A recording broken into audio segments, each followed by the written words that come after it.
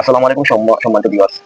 আচ্ছা, আপনাদের যদি প্রশ্ন করা হয় বর্তমান বিএনপির প্রধানমন্ত্রীকে, তাহলে সবাই উত্তর দিবে তারেক জিয়া বা দেশের প্রধানমন্ত্রীকে তারেক জিয়া। কিন্তু নট, এটা 100% ভুল। তারেক জিয়া হলো ছায়া প্রধানমন্ত্রী।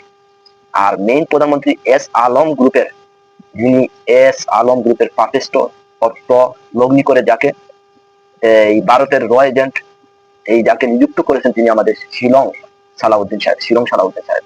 তার মানে ছায়া প্রধানমন্ত্রী হলো তারেক জিয়া। আর মেইন প্রধানমন্ত্রী, আইনমন্ত্রী, স্বরাষ্ট্রমন্ত্রী এবং আমাদের যে জাতীয় নিরাপত্তা পরিষদ বা জাতীয় যে আইন শৃঙ্খলা বাহিনী, এই সবগুলোর দায়িত্ব কিন্তু সালাউদ্দিন সাহেব। সালাউদ্দিন সাহেব সবকিছু কলকাতায় আছে।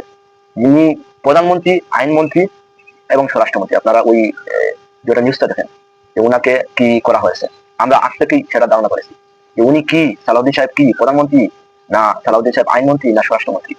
এখন সারা বাংলাদেশের মানুষের প্রশ্ন যাচ্ছে যে উনি আসলে মানে কি, মানে উনি আসলে কি বাংলাদেশের সবগুলো এই যে প্রধানমন্ত্রী, আইনমন্ত্রী সবগুলোকে উনি নিয়ন্ত্রণ করছেন? অবশ্যই হ্যাঁ।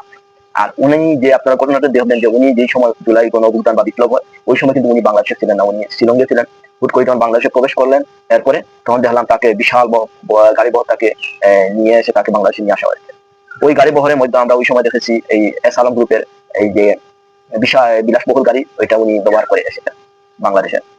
তো এর থেকে প্রমাণ হয়, আর প্রমাণ আছে, যেটা হলো এই এস আলম গ্রুপ, আপনারা জানেন সবচেয়ে বড় ব্যাংক যেটা বাংলাদেশ ইসলামী ব্যাংক, সবচেয়ে বড় মুনাফা প্রফিটকারী ব্যাংক ইসলামী ব্যাংক। ওই ইসলামী ব্যাংককে খুনি হাসিনা ওই সময় নিয়ন্ত্রণে নিয়েছিল।